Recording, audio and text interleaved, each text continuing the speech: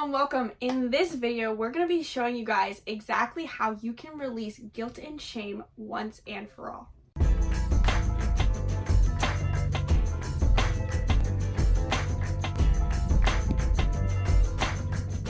Hello, welcome back to the channel. My name is Gabby. I'm Robin. We're here to help you be the hero of your story. So part of being the hero of your story is about releasing your old stories, your past patterns, and repeating the same things over and over and over again, and stepping into a new life, the life that you deserve, full of joy and freedom and liberation.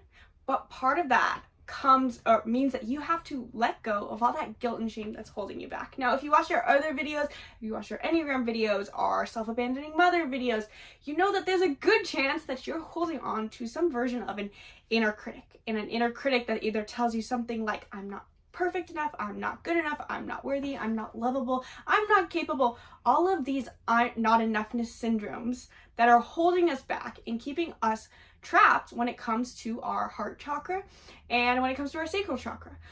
Part of healing this can often looks like letting go of a lot of that pain and letting go of that wound. But sometimes letting go of that wound is not so simple as just journaling, or even just I'm forgiving and I love and I'm peace and joy and love and I love everyone and I have no pain anymore. How do we actually get that energy out of our heart chakra? How do we actually start feeling like we're not holding on to that guilt and shame anymore?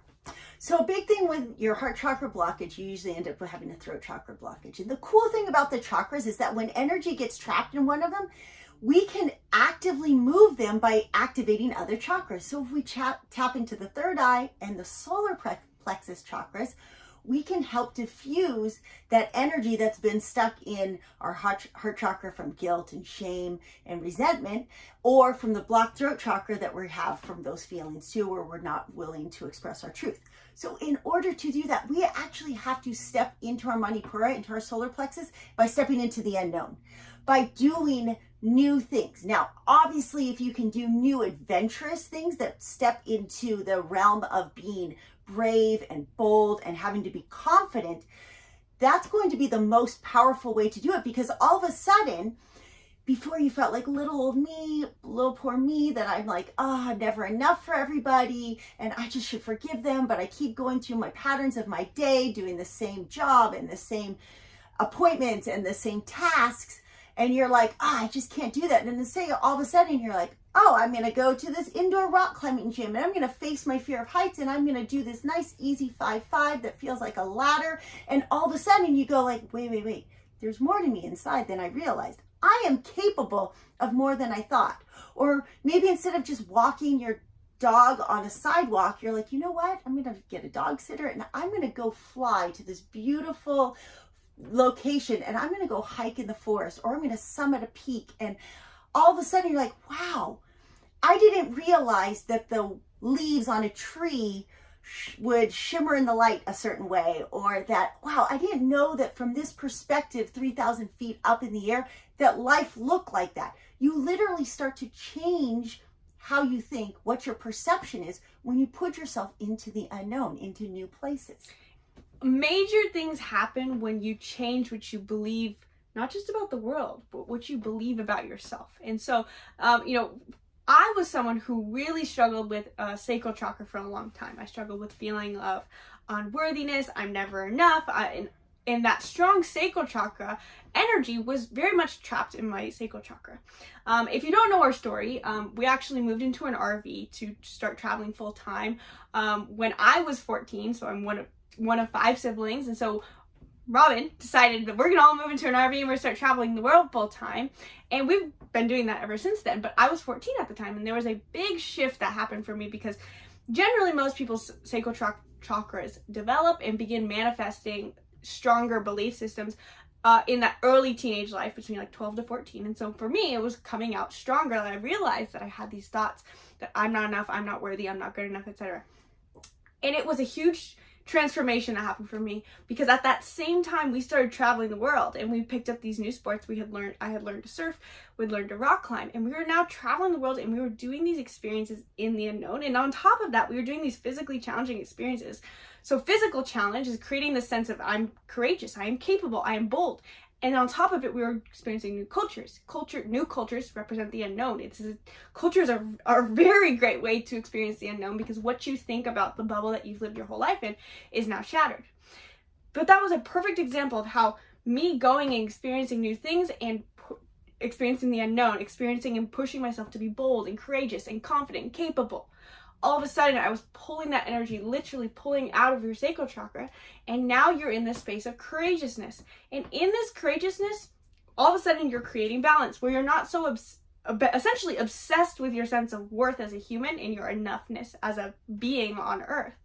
And your solar plexus chakra now creates this open gateway where the energy can literally start funneling. After your solar plexus chakra, then you have the ability to start bringing it up into your heart chakra. A lot of times when we're holding on to guilt and resentment and shame, we have energy in our heart chakra, but it's stuck and it's not moving because I want to hold on to this resentment and I want to be mad and I want to victimize myself. But when you step into your solar plexus chakra, you're basically fueling, you're making the dam, you're opening up the dam, and now there's energy flowing. The next step is bringing the energy up into the third eye so that the energy keeps moving. So a lot of the third eye is about seeing the future that you want for yourself, being able to see the desired outcome. Now, to be able to see it in alignment with your true self is the hard thing, because a lot of people, if I say, oh, tell me what you see in your third eye, they might say, oh, I'm going to have this bigger house and I'm going to have this nicer car and I'm going to go on vacation to this place. And we see how we can use it for money, but we're not necessarily seeing how we can do it in the sense of like how we want to feel, how we want to express our sacral chakra, how we want to connect with the environment. Sometimes I think of this whole lesson in predator versus prey.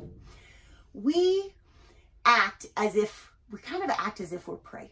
We have all this 3D reality, all of the five senses coming at us from like what we're listening to, what we're seeing, what we're watching, what we're hearing, what we're comparing ourselves to. All of that makes us feel kind of like a prey, like we're always going to be attacked. We're going to be, at any moment, we're not good enough. Like this person has way more followers. This news is telling me to live in fear of this thunderstorm. There's so much stuff that we just feel like we're always being attacked. And so in doing so, we try to prove ourselves from maybe a more of a defense mechanism, as opposed to being these predators who see the world as like, wow, we can eat, we can go get whatever we want. And that's where our third eye comes in to help fuel these other chakras, where we can see like, wow, I mean, I don't want to say like, we're going to go kill this other animal, but metaphorically, you're a predator of like, you can go out and take the offensive stand of being like, I want to create whatever reality I want. Yeah, these people have better followers. They have more engagement. They have, there's storms coming in. Yeah, all these things are happening, but they don't happen. They're not affecting me. I have a third eye vision of, you know what? I really want to go on a trip out to Kentucky and climb the Red, or I really want to go climb this mountain peak, or I really want to go catch fresh fish in Baja. It's like what you can see what you want, and it's from an experience, not from a defense mechanism. It's from where you feel like you will be most aligned with your true self, with joy, without compromising, because you have this story you've told yourself that critical parent said, you will only be safe and secure with this job, with this career, with this retirement account, with this type of friends. You will only be happy if you have kids. Well, maybe you don't want to have kids. Who knows? Like being able to step away from the story you were told and step into clarity of what would make you feel not only the most expressive, but purposeful, but because we need that money first to like feel our own sense of self. And then we need to take our third eye also and take it out into the world and be like, how can we make a bigger impact? How can we use,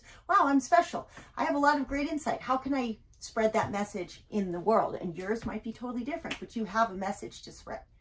That's why, so what you just shared is such a perfect example of how your solar plexus and your third eye fuel each other. When you go and do something, it brings all this prana and this energy into your mind, and you start thinking. Maybe you've experienced this before, where like, I think a perfect example is like, we always say like if we go for a hike or if we go for a run, we just come up with all these ideas.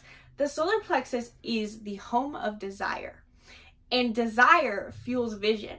So when you go do something, let that be in that present experience, be in the moment. Don't go do something and like be thinking about other things. I think it's very important to be in the moment, because if you do, then it's gonna turn on your third eye, and you gotta capture that energy while it's there, because it's so fleeting in our day-to-day lives. We get pulled out of our third eye chakra so fast, not only because of societal pressure, but also because of environmental toxins that calcify our pineal gland and ends up shutting down our third eye. We got to capture that energy while it's there.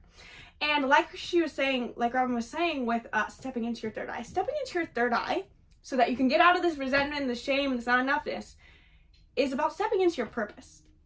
But stepping into your purpose is not this crazy, like, overwhelming, like, oh my god, I gotta change the world, like, jeez, oh my god, I need to, like, gosh, I gotta sacrifice myself to the evil villain, whatever it is. Stepping into your purpose is actually about stepping into your North Node. It's about stepping into what is most challenging for you. It's about using desire, using the things you want, to now go get those things that you want by doing what's a little bit uncomfortable. It's about saying, like, well, you know what, I want to go on a trip to the Red, and it involves, I have to do this long drive to Kentucky, and I hate driving, so now I don't want that thing. It's about going and saying, wait, I want this thing that kind of calls to me. What is the thing that is hardest for me to embrace? And maybe it's not sitting in a car and driving 36 hours across the country. Maybe it's the fact that, well, that means that I have to embrace a sense of allowing myself to relax. Maybe it's I have to embrace more of a positive relationships with the people in my life that I want to do this trip with. Maybe it looks like a little bit more that I have to embrace this, I have to be disciplined and get myself in better health for it. Exactly. There's so many different versions of this, and that's why in Be the Hero Academy, we teach you how to understand your energetic imprint. We actually have an entire quest for you to understand your energetic imprint, because the truth is there's actually a roadmap to your purpose. There's a roadmap to who you are. There's a roadmap to the cages that you've trapped yourself in, and we can lay this out, and you can literally look at this and go, oh, this is what's holding me back, and this is my path to growth. We've done so many videos about this inside Be the Hero Academy, but we've also done videos for your starting point, and the thing that is your starting point is your North Node. Now, if you don't know anything about your North Node, you should probably just check out Be the Hero Academy. You get a free trial to go inside and just dive into discovering your energetic imprint in a super simple way. But if you already know your North Node, me and Isabel have a whole video series about what actions to take for your North Node, so that you know what uncomfortable step is it that I need to step into. What exactly does it mean to step into discomfort and my purpose and this growth? Well, we've told you exactly how to do that in the North Node series and in our Discovering Your Energetic Imprint quest inside Be the Hero Academy. If you want to learn more, visit bethehero.academy. But this is kind of an overview of what it looks like to get out of your sacral chakra, get out of your heart chakra, get out of your throat chakra, and stop obsessing over your wounds and actually make progress to balanced chakras. Balanced chakras is what gives you that feeling of when you wake up in the morning and you're excited and you're not just dreading and feeling anxious and stressed, and you have to go through your day and you're going to repeat your past patterns, and you're going to be like, I don't know what to do. I'm just repeating my past patterns over and over and over again. Yeah, life really does go by very fast. It's short. It can be really beautiful. So I encourage you to take action today. Don't keep putting it off, okay? Because I'm really grateful for what the last decade has looked like for us, and it's really because I just did decide to step into Manipura. I had all these thoughts, I wonder if, and I said, you know what, I don't really want to like waste 10 years wondering. I'm just going to go do it. And we fail along the way, but we fail forward always. And you know, we really get to say, if you asked each one of my family members one-on-one if life is magical, they'd all say yes, it's really magical. So take action. If you guys like this video, be sure to hit the like button so that more people see it. Let us know in the comments below. And if you don't already, subscribe to our channel, because we put out videos almost every single day between me and Robin and Isabel. We're constantly trying to help you be the hero of your story. Thank you guys for joining us. Namaste. Namaste.